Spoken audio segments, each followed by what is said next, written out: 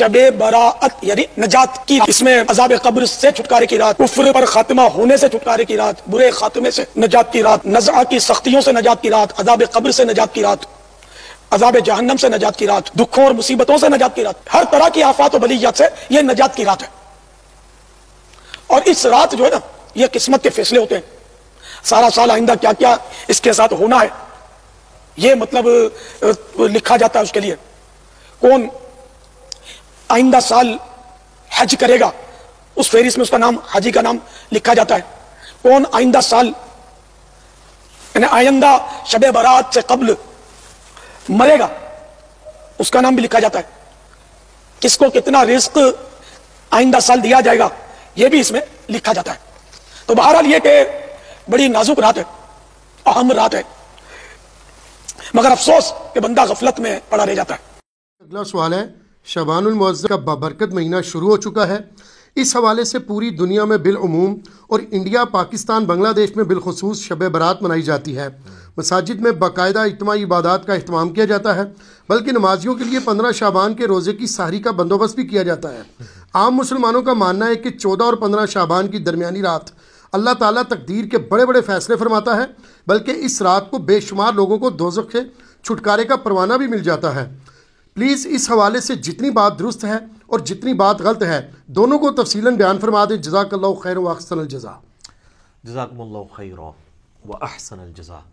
मेरे भाइयों, जहाँ तक शाबानुल मुअज़्ज़म के बाबरकत महीने की अज़मत का ताल्लुक़ है, खुसूस बिलखुसूस इसमें रखे गए और रोज़ों की जो फजीलत है, तो उस पर सही बुखारी और सही मुस्लिम की कई अहादीस गवाह हैं, उससे तो हमें कोई इनकार नहीं है। माअज़ल्लाह अस्तग़फिरुल्लाह, हम क्यों सच्चाई से रूगर्दानी करेंगे।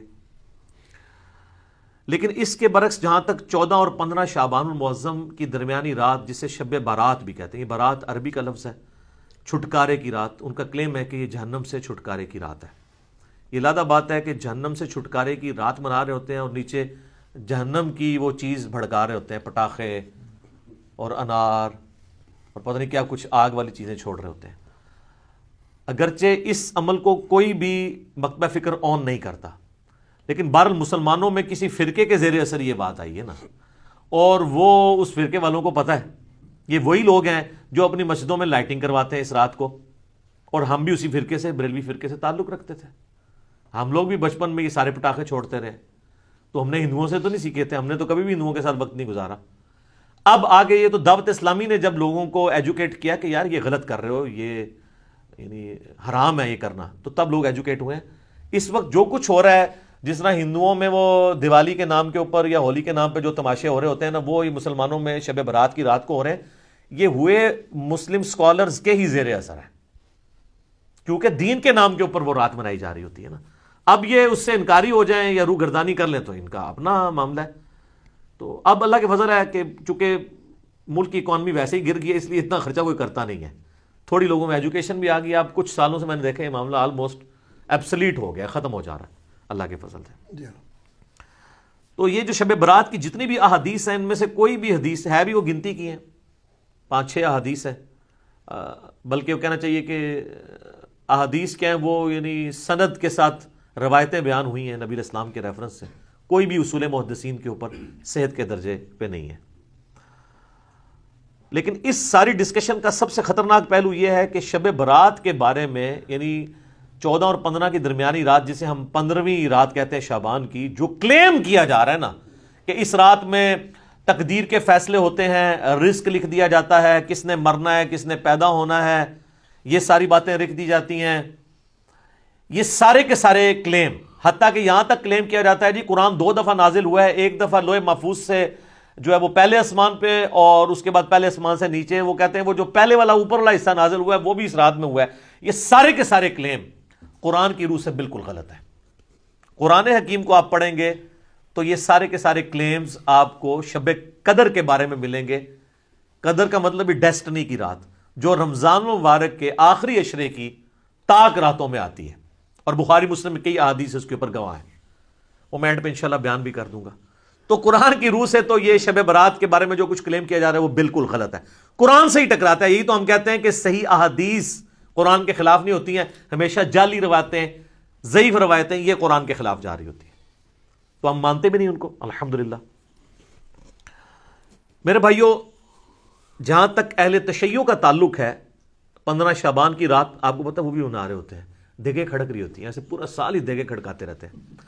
شیعہ کو جو شیطان نے دیگیں کھڑکانے کے اوپر لگا دیا ہے نا، جن کو یہ سارا خلافت اور ملوکیت کا سسٹم سمجھ تھا، سنی تو بیچارے رہی اس مسئلے سے نابلد رہنا، تو ان کو شیطان نے اس سمجھ کے باوجود وہ دیگیں کھڑکانے کے اوپر لگا دیا، پورا سال کوئی نہ کوئی ایونٹ کرتے رہتے ہیں۔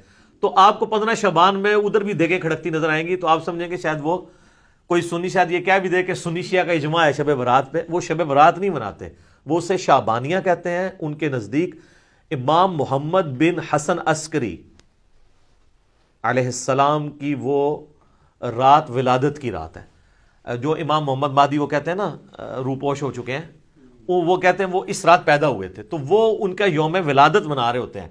اس شب برات کو وہ بھی نہیں مانتے، وہ اس کو شعبانیہ کہہ کے منا رہے ہوتے ہیں۔ تو یہ میں نے کلیریفیکیشن ضروری سمجھی اس حوالے سے، بعض اوقات ذہن میں آ جاتا ہے نا۔ شب برات سے ریلیٹڈ میں نے مسئلہ نمبر نیو 44 بڑا ڈیٹیل ریکارڈ کروا دیا تھا 2017 کے اندر، 8 سے آلموسٹ 3 سال پہلے، نیٹی گریٹی اس تک کور کی تھی۔ اب میں وہ ساری کور کروں تو کم از کم 2 گھنٹے چاہیے۔ میں موٹی موٹی باتیں مقدمے کے طور پہ آپ کے سامنے رکھ دوں گا تاکہ آپ کو معاملات کلیئر ہو جائیں۔ سب سے پہلے تو شعبان المعظم کی فضیلت، اس کے اوپر ہم ڈسکشن کرتے ہیں، خصوصاً روزوں کے اعتبار سے۔ تو اس حوالے سے صحیح بخاری اور صحیح مسلم کی متفق علیہ حدیث ہے، سیدہ عائشہ سلام اللہ علیہا کہتی ہیں کہ اللہ کے محبوب صلی اللہ علیہ وآلہ وسلم رمضان کے سوا کسی اور مہینے میں کثرت سے روزے نہیں رکھتے تھے سوائے شعبان کے، یعنی رمضان کا تو پورا مہینہ ہوتا تھا، اس کے علاوہ سب سے زیادہ روزے جس مہینے میں رکھتے تھے وہ کون سا مہینہ ہوتا تھا؟ شعبان کا۔ حتیٰ کہ صحیح مسلم میں ہی ایک اور حدیث ہے، یہ پہلی حدیث تو متفق علیہ تھی، متفق علیہ کا مطلب ہے دونوں میں، بخاری مسلم میں۔ مسلم شریف میں ایک حدیث ہے، عائشہ کہتی ہیں کہ نبی صلی اللہ علیہ وآلہ وسلم بعض اوقات شعبان کا پورا مہینہ ہی روزے رکھتے تھے، کانٹینیوس پورا مہینہ، یعنی اتنی آپ کو محبت تھی شعبان کے روزوں سے۔ حتیٰ کہ بخاری اور مسلم میں ایک حدیث ہے، سیدہ عائشہ کہتی ہیں رمضان کے مہینے میں میرے جو روزے پیریڈز کی وجہ سے، حیض کی وجہ سے چھوٹ جاتے تھے نا، تو مجھے پورا سال موقع نہیں ملتا تھا کہ میں روزوں کی قضا دوں سوائے شعبان کے، کیونکہ شعبان میں نبی صلی اللہ علیہ وآلہ وسلم خود روزہ رکھتے تھے، تو مجھے موقع مل جاتا تھا کہ میں اپنے روزوں کی قضا کر لیتی تھی۔ اب سیدہ عائشہ نے کوڈ ورڈز میں بات کی ہے، لیکن اسی حدیث میں بخاری مسلم میں وہ جو حدیث کا راوی ہے وہ کہتا ہے کہ اما عائشہ یہ کہنا چاہ رہی ہیں کہ نبی علیہ السلام کی مشغولیت کی وجہ سے میں روزوں کی قضا نہیں دے پاتی تھی، اور اس کو سپورٹی وہ بخاری مسلم کی حدیث ہے۔ نبی صلی اللہ علیہ وآلہ وسلم نے فرمایا کہ کوئی عورت اپنے خاوند کی اجازت کے بغیر نفلی روزہ نہ رکھے، یہ اس کے لیے حلال ہی نہیں ہے۔ مراد یہ کہ دن کے وقت بھی میاں بیوی ازدواجی تعلق قائم کر سکتے ہیں۔ تو جو اما عائشہ کہتی ہے نا کہ میں نہیں تھی رکھ سکتی، یعنی نبی علیہ السلام کی اجازت نہیں ہوتی تھی، تو یہ جو لوگوں میں مشہور ہے کہ جی دن کے وقت کوئی ازدواجی تعلق میاں بیوی قائم نہیں کر سکتے، تو اس کی بھی نفی بخاری مسلم کی احادیث کی روشنی میں ہو گئی، الحمدللہ۔ اب یہ روزے رکھنے کی وجہ کیا تھی؟ اس کو سپورٹیو وہ حدیث ہے شعبان کے حوالے سے، سنن نسائی میں انٹرنیشنل نمبرنگ کے مطابق 2359، اور مشکات المصابی میں فٹ نوٹ پہ لکھی ہے 1305 نمبر جو حدیث ہے مشکات میں، اس کے فٹ نوٹ پہ شیخ زبیل زئی صاحب نے اس حدیث کی تصحیح کی ہے، اور اس حدیث کو شیخ البانی نے بھی صحیح کہا ہے۔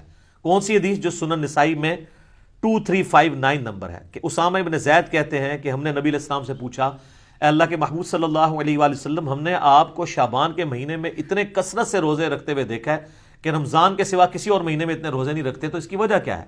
تو آپ صلی اللہ علیہ وآلہ وسلم نے فرمایا کہ یہ جو مہینہ ہے جو رجب اور رمضان کے درمیان آتا ہے، یہ آپ نے بات کیوں کی؟ رجب حرمت والا مہینہ اور رمضان ویسے ہی فضیلت والا مہینہ، تو حضور بتانا چاہ رہے ہیں کہ یہ دو فضیلت والے مہینوں کے سینٹر میں جو مہینہ آتا ہے نا، یہ بھی بہت فضیلت والا ہے۔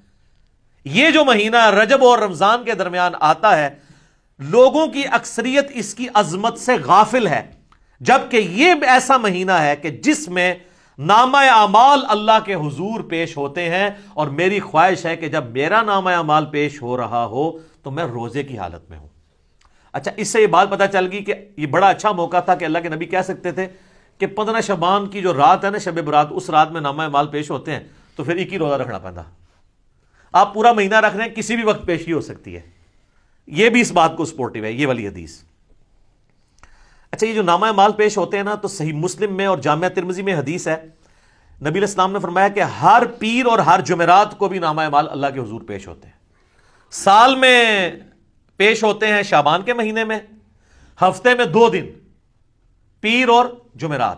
حتیٰ کہ مسلم شریف میں حدیث ہے نبی علیہ السلام تو پیر اور جمعرات کا روزہ بھی رکھتے تھے اسی وجہ سے. اور ایک اور وجہ تھی جو مسلم شریف میں ہی آتا ہے، جب پوچھا گیا آپ پیر کا روزہ کیوں رکھتے ہیں تو آپ نے فرمایا فیہ ولدت و فیہ انزل علیہ، اس دن میں پیدا ہوا اور اس دن مجھ پہ پہلی وحی نازل ہوئی. یعنی جشن ولادت مصطفیٰ صلی اللہ علیہ وآلہ وسلم اور جشن نزول قرآن، یہ دونوں نبی علیہ السلام مناتے تھے. صحیح مسلم میں یہ حدیث موجود ہے پیر کا روزہ رکھ کے. تو یہ ہفتے میں 2 دن نامہ اعمال، کون کون سے دن؟ پیر اور جمعرات. اچھا روزانہ بھی نامہ اعمال پیش ہوتے ہیں سر. بخاری مسلم دونوں میں حدیث ہے، وہ بڑی مشہور حدیث کہ فجر کے وقت فرشتے آتے ہیں، وہ عصر کے وقت واپس چلے جاتے ہیں، اور عصر والے فجر کے وقت. اللہ پوچھتا ہے میرے بندوں کس حال میں پایا؟ تو کہتے ہیں جب گئے تھے فجر پڑھ رہے تھے تو آئے تھے تو عصر پڑھ رہے تھے. دوسرے کہتے ہیں جب گئے تھے تو عصر پڑھ رہے تھے تو آئے تھے تو فجر پڑھ رہے تھے. تو روزانہ بھی 2 دفعہ نامہ اعمال پیش ہوتے ہیں. لہٰذا ان چیزوں کو مکس نہیں کرنا چاہیے. میں ساتھ ساتھ کلیریفائی کر رہا ہوں. آپ دیکھیں آپ کتنے اہم ہیں. پوری کی پوری جو مخلوقات ہیں وہ انسان کی خدمت میں لگی ہوئی ہیں. فرشتے بھی یہی کام کر رہے ہیں کہ اللہ کو رپورٹ کر رہے ہیں کہ تیرا فلاں بندہ یہ کر رہا ہے یہ کر رہا ہے. یعنی یہ ساری کی ساری انسانیت اللہ تعالیٰ کی یعنی کریشن کا کلائمیکس ہے. لقد خلقنا الانسان فی احسن تقویم. اللہ تعالیٰ نے اس کو بہترین تقویم کے اوپر پیدا کیا ہے الحمدللہ. اچھا میرے بھائیو، شعبان المعظم سمیت باقی سارے مہینوں میں 11 روزے تو اللہ کے نبی علیہ السلام ان احادیث کے تحت رکھ لیتے تھے.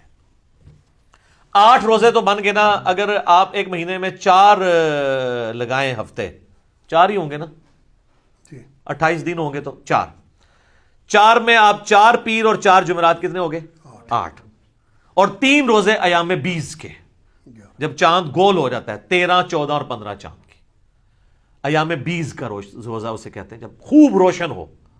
یعنی اس کو روشنی کے لیے لفظ 20 کا لفظ استعمال ہوتا ہے. عربی میں کہیں گے تو بعد ہے، بیض بنے گا، اور اردو میں ایام 20. تو وہ 13، 14، 15 کے. اس کو سپورٹیو حدیث ہے بخاری مسلم دونوں میں ہے. سیدنا ابو ہریرہ کہتے ہیں مجھے نبی صلی اللہ علیہ وآلہ وسلم نے وصیت کی تھی 3 کاموں کی. نمبر 1 مہینے میں 3 روزے. نمبر 2 روزانہ اشراق کی نماز.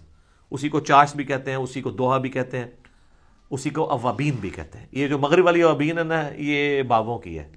تو پھر ہم کیوں نہ عرض کریں کہ مرنے سے پہلے اے مسلمان کر لے اس پہ غور. کتابوں کا خدا اور ہے، بابوں کا خدا اور.